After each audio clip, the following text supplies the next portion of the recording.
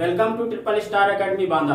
Students, आज हम पढ़ने वाले हैं क्लास 12th का chapter second sexual reproduction in flowering plants. Students, आपने पिछले लेक्चर्स में या आपने पिछले जो है चैप्टर में देखा था कि जब हम जीवों में जनन पढ़ा था तो उसमें आपने देखा था कि जनन किस प्रकार से होता है। ठीक है स्टूडेंट्स, तो जिस प्रकार से मनुष्य या एनिमल्स जो है जनन करते हैं उसी प्रकार से फ्लावर यानी कि पादप भी क्या करते हैं, जनन करते हैं। ठीक है स्टूडेंट्स, तो प्लांट्स में कैसे होता है, तो प्लांट्स में आप लोग बताओगे कि फ्लावर के द्वारा जो है जनन होता है। किसके द्वारा?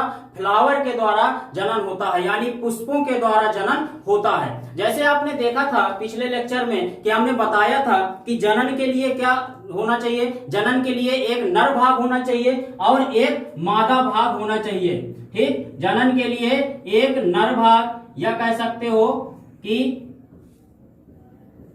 मेल जो है और एक फीमेल, दो जो है जनन भाग होने चाहिए, तभी क्या होता है कि आपस में जो है क्या हो पाएगा, जनन की प्रक्रिया हो पाएगी। नर से आपने देखा था कि नर गैमीट यानी कि क्या बन रहे थे, नर युग्मक, और मादा में आपने देखा था कि मादा से क्या बन रहे थे, मादा युग्मक। ठीक है स्टूडेंट्स, तो इस प्रकार से आपने पिछले लेक्चर्स में कुछ पढ़ा था कि जो है नर युग्मक और मादा युग्मक दो प्रकार के युग्मक बनते हैं और इन्हीं के दोनों युग्मकों के संलयित होने से, क्या होने से स्टूडेंट्स, संलयित होने से यानी कि कह सकते हो फ्यूज होने से क्या बनता है, हमारा युग्मनज का निर्माण हो जाता था। किसका? युग्मनज का निर्माण हो जाता था और इसी युग्मनज से क्या बनता था, भ्रूण का निर्माण होता था, यानी कि एम्ब्रियो का निर्माण होता था। ठीक है स्टूडेंट्स, तो इसमें आपने पढ़ा था कि भ्रूण के बाद फिर क्या बनता है, आपकी नई संतान की उत्पत्ति होती है। लेकिन स्टूडेंट्स, अगर हम इसकी बात करें पादप की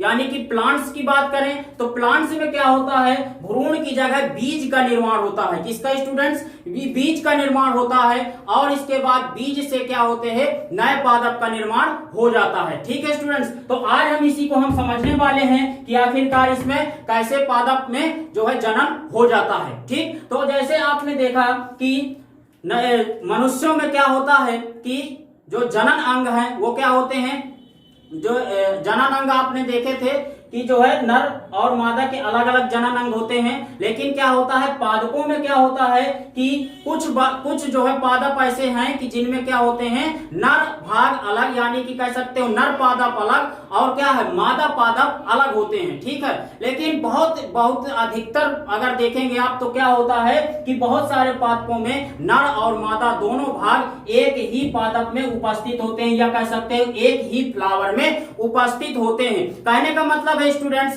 कि सीधी बात करें तो बताओगे कि पादप का अगर जो जनन अंग है तो वो क्या होता है, वो एक फ्लावर होता है। क्या होता है? फ्लावर, यानी कि पुष्प को हम क्या कहते हैं, पादप का जनन भाग कहते हैं। ठीक है स्टूडेंट्स, तो अब हम देखेंगे कि इसमें क्या क्या चीजें होती हैं। आपके सामने चित्र बना है, कैसे जो है क्या क्या भाग हैं इसके, कितने जो है कौन कौन से जनन अंग, किसको हम क्या कहेंगे। देखें स्टूडेंट्स, अगर हम बात करते हैं पादप बना किससे होता है तो आप बताओगे 4 चक्रों से मिलकर बना होता है। कितने चक्रों से? 4 चक्रों से। आपको मैं दिखाता हूं कि देखें, पहला चक्र ये हो गया, दूसरा चक्र ये हो गया और तीसरा चक्र ये हो गया और चौथा चक्र ये हो गया। यानी कहने का मतलब है कि 1, 2 और ये 3 और ये 4। ठीक, 4 चक्रों को मिला दिया जाए तो एक पूरा कंप्लीट पुष्प बन जाता है। ठीक है स्टूडेंट्स, अब इन्हीं के हम अगर नाम देखें कि क्या क्या है तो देखें, ये नीचे से हम चले अगर तो इसको हम कहते हैं पुष्पवृंत। क्या कहते हैं? पुष्पवृंत। ठीक स्टूडेंट्स, इसको हम कहते हैं पुष्पवृंत। और ये जो आपको ये वाला भाग दिख रहा है इसको हम कहते हैं पुष्पासन। क्या कहते हैं स्टूडेंट्स? पुष्पासन। पुष्पासन का मतलब होता है कि जिसमें पुष्प रखा हो, पुष्प का आसन हो, उसको हम पुष्पासन कहेंगे। पुष्पवृंत किसको कहेंगे? इस जो है डंठल को, यानी कि पुष्प आप लोग देखते हैं कि जो प्ररोह होता है, प्ररोह से थोड़ा ऊपर उठकर लगा होता है और इसी पूरे जो है इसको हम क्या कहेंगे, डंठल को पुष्पवृंत कहते हैं। इसके बाद स्टूडेंट्स बात करें अगर तो आपने देखा होगा कि जैसे जो कली होती है पुष्प की, पहले फिर कली से एक पुष्प बनता है। ठीक, तो कली जब बनती है तो आप देखते हैं कि हरे पार्ट से यानी कि हरे भाग से वो पूरी कली जो है क्या होती है, ढकी रहती है। और जैसे उससे एक पुष्प खिलता है तो वो जो हरा पार्ट है वो क्या हो जाता है, ऐसे जो है बाहर की तरफ निकल जाता है। ठीक, तो वही आपको इसमें दर्शाया गया है। तो इसको हम कहते हैं दल पुंज, क्या कहें, सॉरी बाह्य दल पुंज कहते हैं इसको। क्या कहते हैं स्टूडेंट्स, बाह्य दल पुंज, इसको हम कहते हैं बाह्य दल पुंज। ठीक, बाह्य दल पुंज हम इसको कहेंगे पूरे समूह को। आपने देखा है अगर गुड़हल का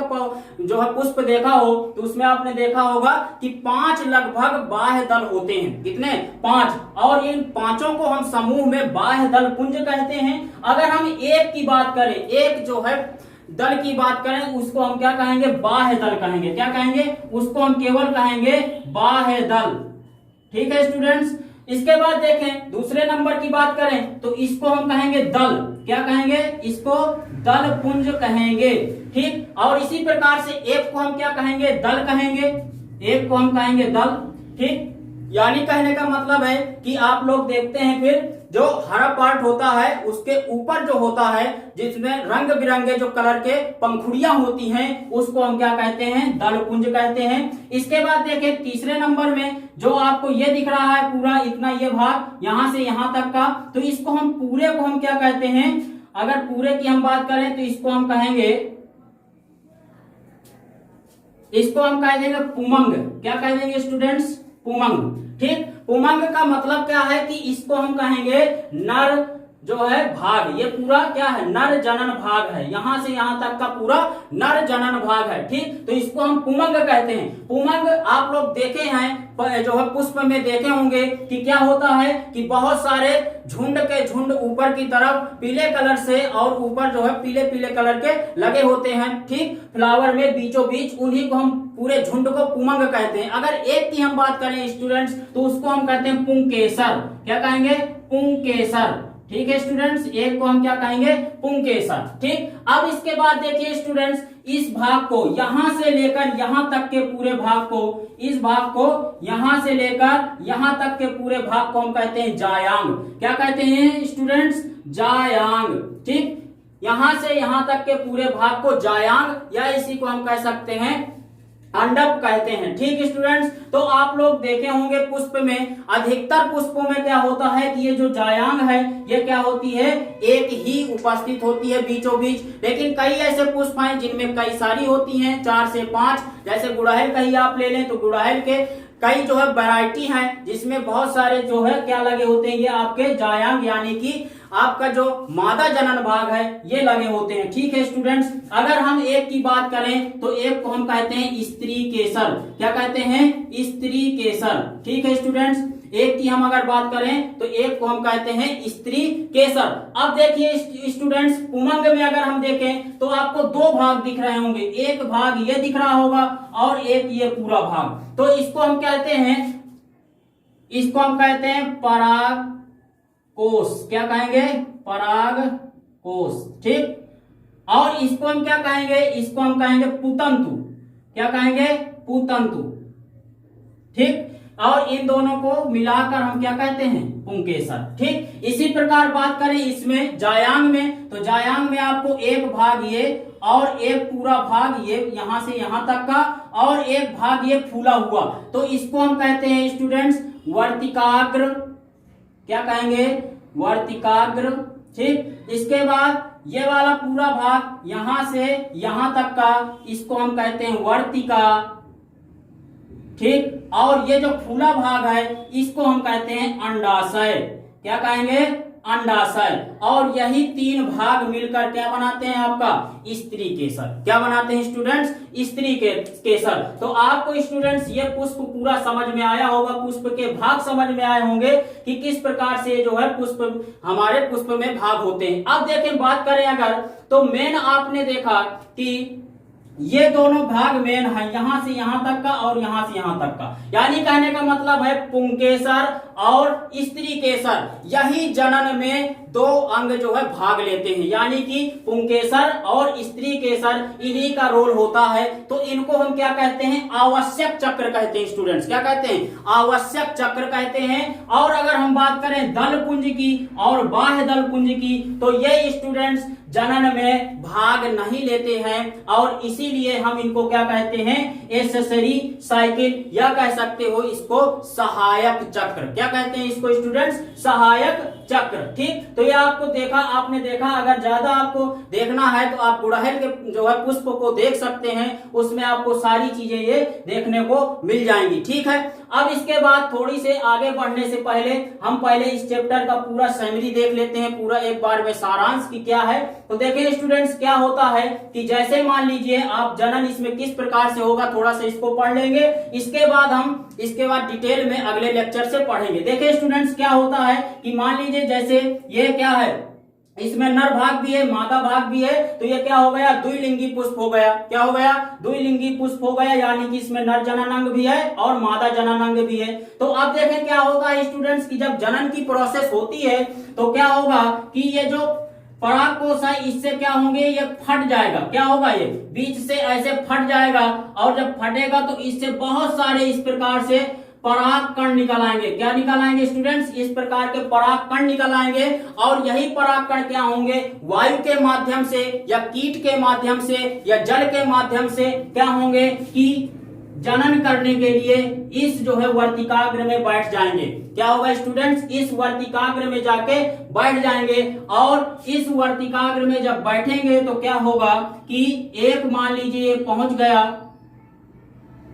पहुंचते तो बहुत सारे हैं, मान लीजिए मैंने 3 दर्शा दिए, तो क्या होगा स्टूडेंट्स कि ये तीनों क्या करेंगे कि इसके अंदर एक पराग नलिका बनाएंगे। क्या बनाएंगे स्टूडेंट्स, पराग नलिका, इस प्रकार से पराग नलिका बनाएंगे। ठीक, पराग नलिका जब इसके अंदर बनाएंगे तो इसके अंदर फिर क्या होगा, युग्मक बनेंगे, यानी कि युग्मक का निर्माण होगा। ठीक, और इसके बाद आप लोग ये देख रहे हैं ये वाला जो भाग है इसको हम कहते हैं बीजांड। क्या कहते हैं, बीजांड। ठीक, और ये बीजांड क्या होता है कि ये मादा भाग होता है या इसी को हम अंड कहते हैं, एग सेल। क्या कहते हैं, एग सेल। तो इसी में क्या होगा कि ये जाएगा और इससे एग सेल से जाके चिपक जाएगा, यानी कि इस बीजांड से जाके चिपक जाएगा और क्या होगा कि ये नर युग्मक हैं, ये नर युग्मक फिसलते हुए इस कहां पर, बीजांड के अंदर प्रवेश कर जाएंगे। और जब बीजांड के अंदर प्रवेश कर जाएंगे तो आप लोग आगे जानते हैं कि क्या होगा, युग्मनज बनेगा, यानी जाइगोट का निर्माण होगा